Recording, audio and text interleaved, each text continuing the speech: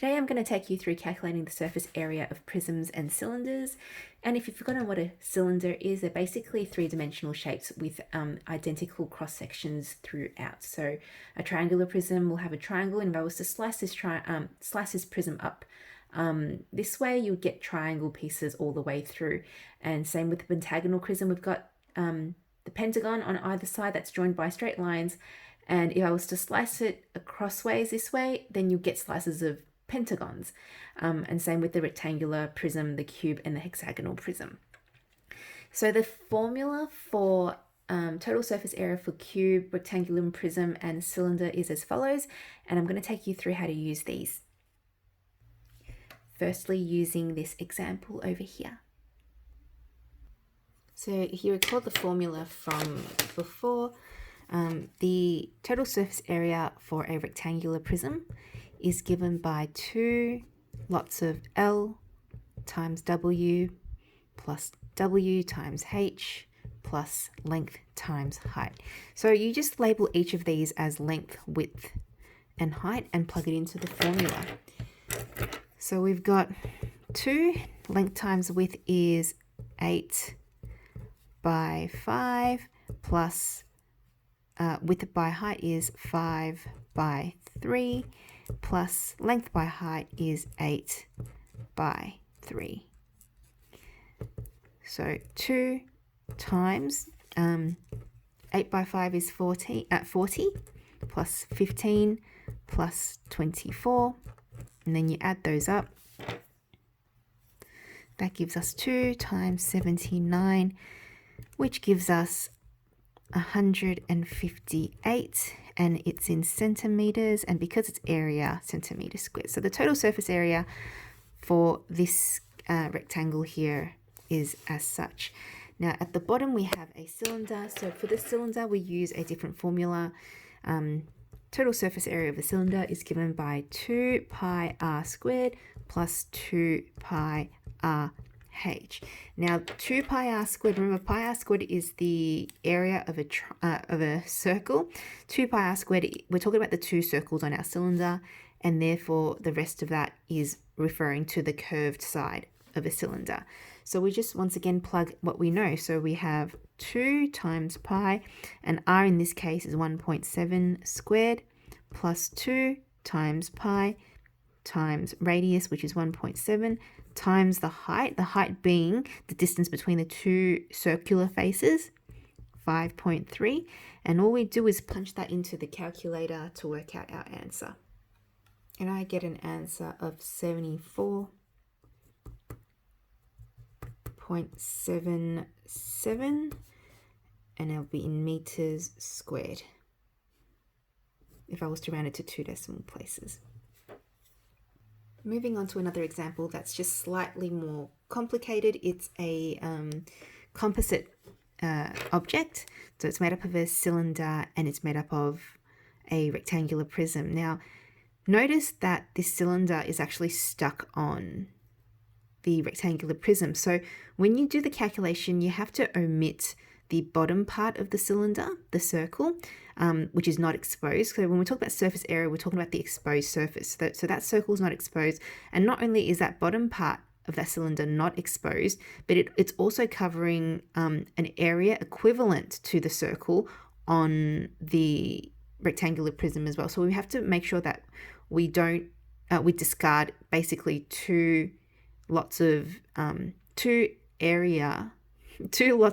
areas of the circle. So how I can set this up is I can basically set up my total surface area is equal to the total surface area of my cylinder plus the total surface area of my rectangular prism, but I have to minus 2 lots of circles. So what I can do instead, given that my formula for the total surface area of a cylinder is 2 pi r squared plus 2 pi r h. Remember, I have to take away 2 lots of circles, so I may as well have just removed that completely from my formula. I'm removing 2 circles because I've got 2 circular faces that I have to subtract because they're 2 unexposed surfaces. So my total surface area is going to be 2 length times width plus length times height plus width times height plus 2 pi r h. And I can just fill that in. So length, width, height, total surface area is going to be 2 length times width. So length times width is 400 plus length times height is 200 plus width times height is 200 again.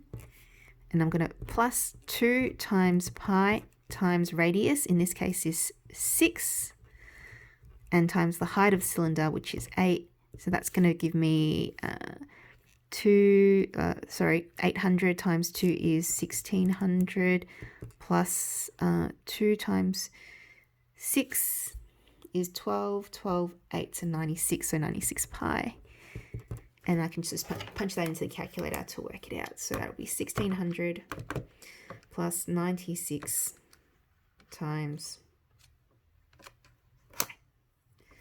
So my total surface area, 1901.59 centimeter squared. Okay, so when you're doing composite solids, you don't just work out the total surface area of each and just add them, because there are some faces that are not exposed, and for our case it's 2 circles that are not exposed, which is the reason why I took that out of took the 2 circular calculations out, because I know I'll have to subtract it in the end anyway, so I may as well just not have it there. Now this object here is a quarter cylinder, so to find out the total surface area, you take not only just the surface area assuming it was a full cylinder and divide by 4 because we've only got a quarter, but we also have to take into consideration the 2 rectangular pieces that we have exposed by cutting the cylinder into this segment. So there's a rectangular face exposed on this side and another rectangular face exposed on the underside as well. So what we have to do, so we've been told that the radius is 2 and the height of the cylinder is 6, so that's 6 going from one face to the other, and 2 is the radius going across. So to determine the total surface area, firstly we've got 2 lots of 2 times 6. We've got 2 by 6 because that represents the triangular piece, and we've got 2 lots of them. Okay, so times 2. So 2 times 6 is 12. 12 times 2 is 24 centimeter squared, and this represents the 2 rectangular faces. And then what we do is we would work out the total surface area of a cylinder, which is going to be 2 pi r squared plus 2 pi r h, and we're going to divide this by 4 because we've only got a quarter cylinder, which means we can, if you simplify this, basically just go 2 pi r squared plus pi r h divide by 2, and in this case radius is 2 and height is 6, so we can just punch this into I'll fill this in and then punch it in our calculator. So it'll be pi times radius, which is 2 squared, plus pi times 2 times 6 divided by 2. That's going to give us pi times 4 plus pi times 2 times 6. And I'm going to divide that by 2, which is going to give me 25.13. And I can add that to add these two together because we're talking about the total surface area. So that's going to give us total surface area of 49.13 centimeters squared.